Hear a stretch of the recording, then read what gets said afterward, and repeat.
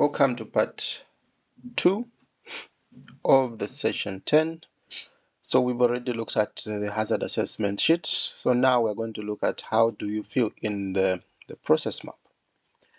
So for the process map that I'll show, it will be for, let's say we are doing, or we've determined that hepatitis B has an unacceptable inherent risk. So now we are trying to look at the process in which we're testing for hepatitis.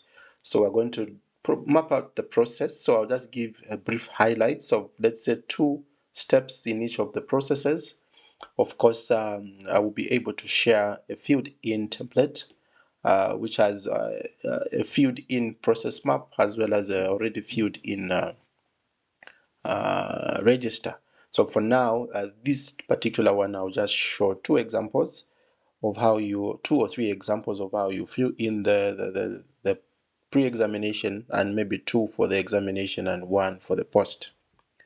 So this is the process map. So just like the way we started filling in the hazard assessment, so you also fill in who did the process map.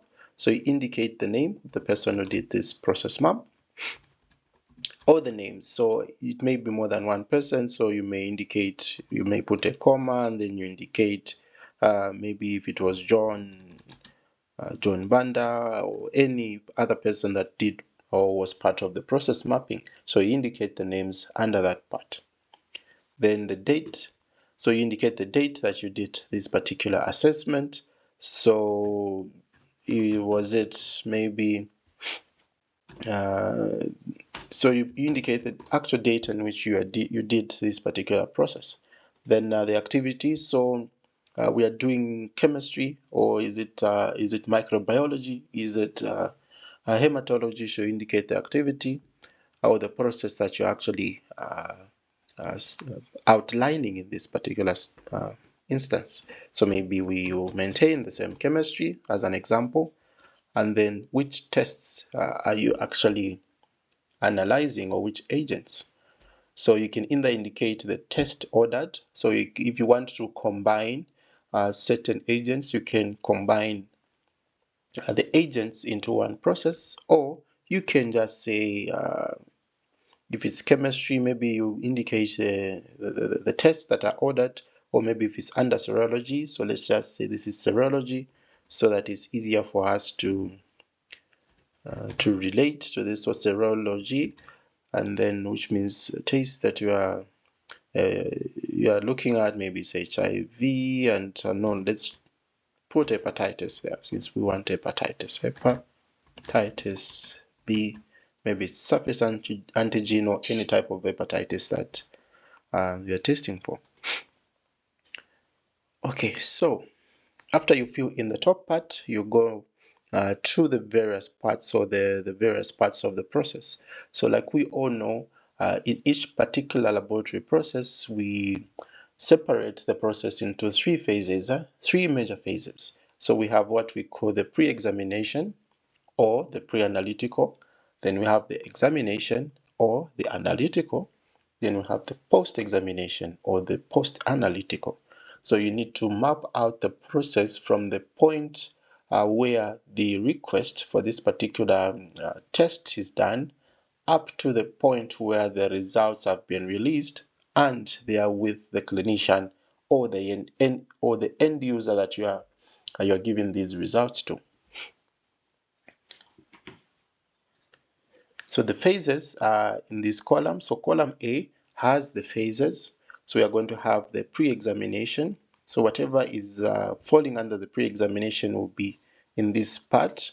And then whatever is in the examination, so this is examination, will be in this part. And then for the post-examination, you are going to put all the information for the post-examination in that part. So let me just zoom out a bit so that we're able to see all the examinations. So you're going to have the part A. So it has examination. So everything for examination will be there. Then, let me just go up. So we're going to have the pre-examination. We have the examination as well as the post-examination. So let's start with the pre-examination. So in the pre-examination, this is where samples are collected. Then after maybe samples are collected, but before samples are collected, you may have maybe samples are being requested. So someone requests this, the test, and then after that, samples are collected. Then after samples are collected, these samples may sometimes be stored before they are transported to the laboratory. That's if the sample collection bay or sample collection is done away from the laboratory. So if the sample collection is done away from the laboratory, these samples are supposed to be transported from the collection sites.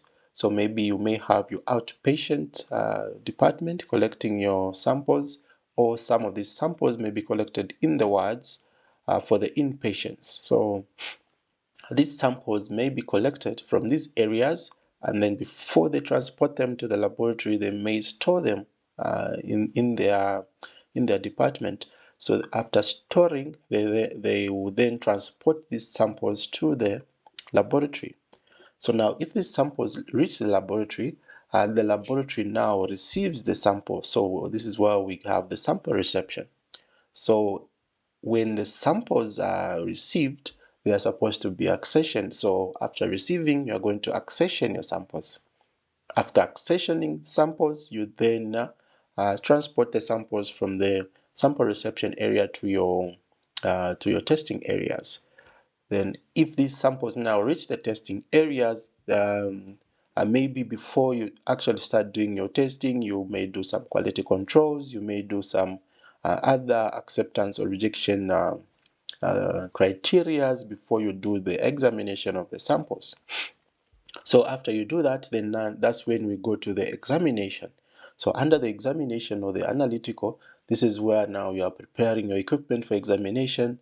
You're also doing the actual examination of the sample or testing of the sample. And then after you do the testing of the sample, you may indicate now the results either in your worksheets, and then after you indicate the results in your worksheets, you then maybe log them into your electronic results management system. So you logging in now the results into the electronic management system, this is falling under the post-analytical. Then also you find that after you do your sample processing, these samples, mostly we will keep these samples. So there's a retention of these samples. So according to how you've defined, you may retain some samples for a week, which is 7 days. Others you may retain longer, maybe months to years, depending on the storage conditions in which you are storing them. So if you're keeping them maybe at room temperature, you keep these samples if you're keeping them at room temperature, maybe it's 24 hours, then you may be able to discard them. But then if you're keeping them in the refrigerator, you may need to separate the plasma from the serum. Then you keep that either the plasma or serum into your 2 to 8 refrigerators, and you can keep them for like 1 week or 7 days. But then if you need to keep them longer, you need to freeze them at -40 or any freezing temperature. So that's how you keep these samples. Of course, the storage of the samples is also falling mostly under the post-analytical after you've tested or you've tested these samples. Now in the post-analytical, this is where now there's results entry, and then after you enter your results, you then print out copies of your results. That's if you are printing out the hard copy results, or you send these results to your end user if you have a full electronics type of system, which will send the results to the computers that are maybe in the outpatient or the wards. So that's how the process is supposed to be defined. So we are going to look at what is happening in the pre-examination and at which particular point in the pre-examination can you get exposed to this particular agent. So we create some form of scenarios that may lead to you getting exposed to this particular biological agent. So we'll look at what happens? So in this case, we're saying we're in the sample transportation of the examination. So these samples have already been, or sample collection. So these samples have already been requested for, and now we are at sample collection. So you as a laboratory personnel, you're collecting these samples, or the clinician or the nurse or anyone who does the sample collection. You may have a phlebotomist who's collecting the sample. So these samples are being collected at this particular point. So I've already described how it happens. So someone is collecting the samples. So now, what are some scenarios or hazards that may lead to you getting exposed to this particular agent that you are analyzing? In this case, it's maybe we're looking at hepatitis. So one of the identified biosafety hazards or scenarios is that maybe the nurse or clinician may forget to label the sample. So if the clinician, the nurse, or you as a laboratory personnel forget to label the sample, it means that you will not have information about the patient on this particular sample. You will not have the names, you will not have the tests that are being requested for indicated on the sample, and therefore whoever will come into contact with this sample will not even be aware of the hazards that may be inside the sample, because maybe you are collecting this sample from a suspected hepatitis B patient, and therefore if I know that this sample is from a suspected hepatitis B patient, there are certain extra precautions that I'll take if I'm aware of the dangers that are in this sample. So as a laboratory personnel, I'll be able to know to say, and I'll take extra precautions. So I'm not saying I'll have like maybe different measures, but then I'll take extra precaution. There may be the same measures that I'm putting up for all the agents that I'm handling, but then for this one, I'll be more cautious and I'll be more extra careful, and therefore I'm reducing the chances of me getting exposed to whatever may be inside. So I'll take extra precaution with this sample if I know what is in the sample or what is suspected to be in the sample. Then another scenario is that the lab staff pricks themselves, or the nurse or the clinician pricks themselves. So as they are maybe either after they do the collection, that is the venous collection. So they do the vena puncture, and then after they collect that sample, maybe as they are transferring this sample or this blood from the syringe to the blood collection bottle, maybe they mistakenly or accidentally prick themselves. So at that particular point, it means that there is a probability or a likelihood that you may get exposed to what is in the blood or what is in the sample. So that is one of the scenarios that can happen in the pre-examination. Or blood spills while the lab staff is transferring the blood from the syringe to the collection. So I've already described this. So you can either prick yourself with the needle, okay, as you're transferring this sample from the syringe. Let's assume you're using a syringe needle. You are not using the vacuum because for the vacuum all you do is you insert the bottle, and then the pressure as well as the vacuum will transfer the blood directed from the venous or from the vein into your blood collection bottle through the sheathed needle that is being used for collection of the blood. But then if you're using a syringe and needle, it means that at one point you will have to remove that syringe from the vein, and then you need to transfer this blood to the collection bottle. So at that particular point where you're transferring the blood to the bottle, that's where you can get exposed. So this is the scenario that we're describing here. So what happens, or what is the chances that you may get pricked or as you're transferring this blood, maybe you would have removed the needle. Now you have maybe also opened the cap for the sample collection bottle, and you're transferring it from the syringe to the collection bottle, and then maybe blood splashes. And maybe this blood splashes into your eyes, and then it splashes maybe to your body, and maybe you may have cuts maybe on your body. Then it means that you may have there is a likelihood that you may get exposed to hepatitis, because as we all know, mostly hepatitis is subcutaneous, and it's also through contact, but then you may need to have a cut on your body for you to get exposed to it. So at this point, you may get exposed. So those are like the three scenarios that may lead to you getting exposed. So that's under the pre-examination. Then in the examination now, this is where now you're processing your samples. So for example, the staff processes samples on using the hematology analyzer. So this is just a scenario that is not part of the serology process.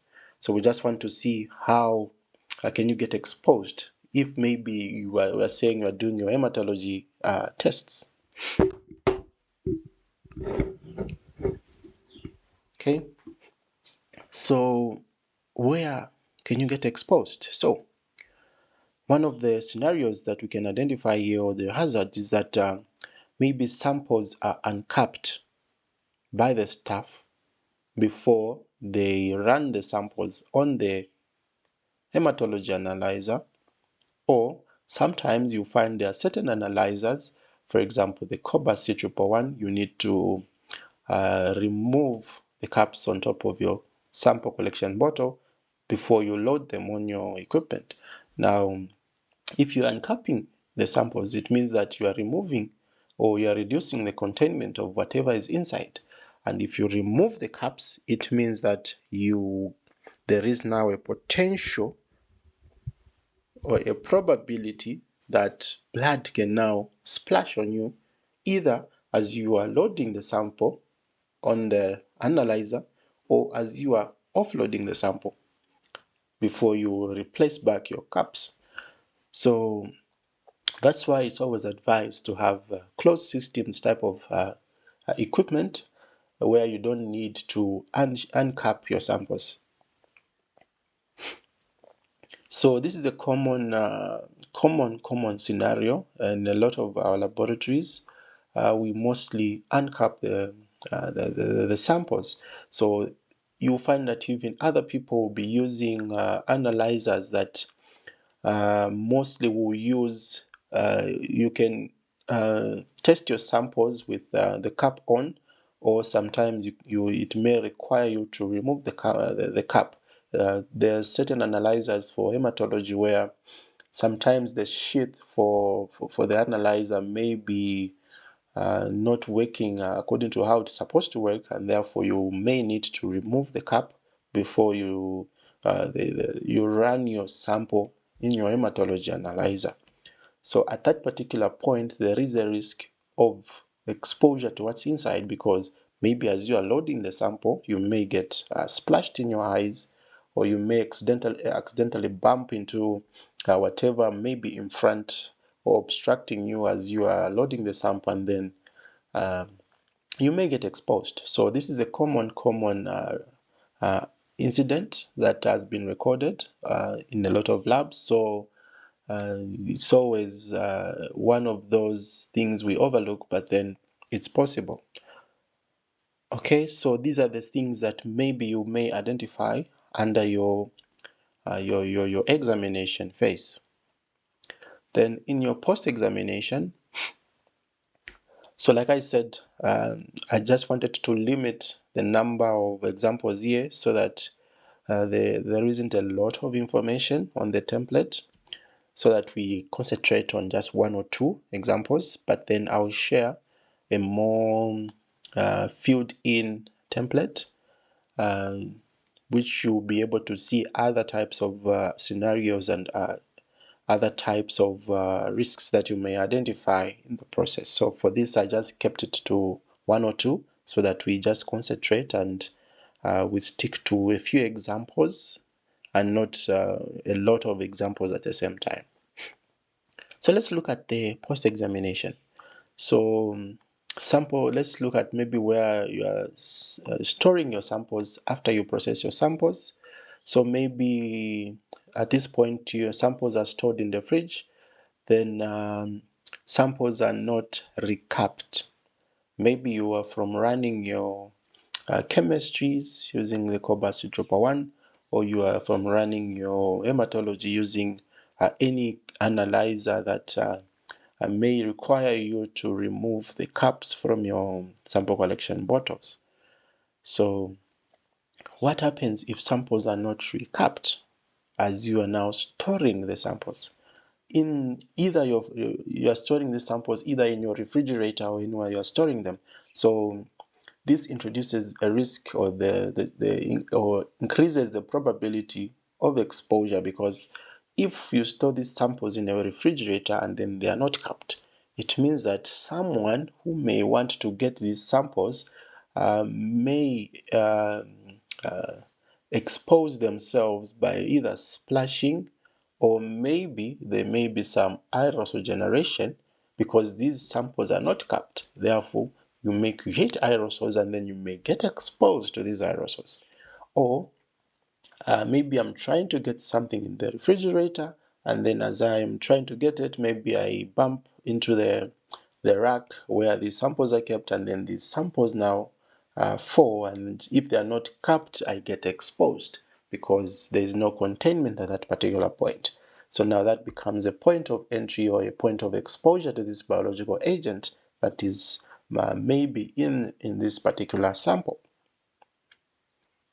So we'll look at how do you further analyze the likelihood and consequence for this particular scenario. Then results entry. So under results entry, maybe the lab staff enters results in the register. Okay. So now as you are entering the lab results in your register, maybe if you have physical registers, as you are entering these results, you are putting on the examination gloves that you put on while analyzing the samples. So at that particular point, those gloves are contaminated with whatever you are analyzing. In this case, maybe it was hepatitis or any type of biological agent. So now you're handling now the registers where you're keeping or you're recording the results with these gloved hands, and maybe you're holding the pen itself with gloved hands. What that means is that at that particular point, your register is also now contaminated. So if your register is contaminated, it means that anyone who will come into contact with your register without wearing gloves will also get exposed directly onto their hands. So if they get exposed or they get their hands contaminated, we don't know now what they will do with those hands, because hands are the highest forms from which people get exposed. Or maybe as they touch the register, they may hold their face, they may hold their nose and everything, and therefore they are exposing themselves unknowingly or unintentionally, which is the definition of biosafety. So they are touching their nose and eyes, and they get exposed. So it's always advised to keep your registers away from the testing area. So you're supposed to have a clerical or clean area where you're completing your clerical work. So this area, you're not supposed to hold your registers with gloves, or your pens there are supposed to be clean pens and the like. Then another scenario we can identify here is maybe you have an electronic system and you've entered your results maybe in the electronic system. Then after you've entered them, you've printed the results. So the scenario there is maybe you hold the result with the gloves that you are wearing in the working area. It means that now this result is contaminated, and therefore if you give this result to the clinician or the patient, the patient then gets exposed to whatever was on the gloves. So it's always advised as well never to handle results with gloves that you wore in your working area or with gloves at all, because then you are reducing the contamination of these results. So these are some of the scenarios that you will find or you can identify in the examination, the pre-examination and post-examination. So that's how you do your process mapping. So you just map out the process and you indicate all the scenarios or the risks that you identify in the pre-examination, examination, as well as the post-examination. So in the next video, I'll show how do you now look at the likelihood and consequence of each of these scenarios that you would have identified in the process map. So we're going to look at the risk register next in the part 3 of session 10 of the biorisk assessment session.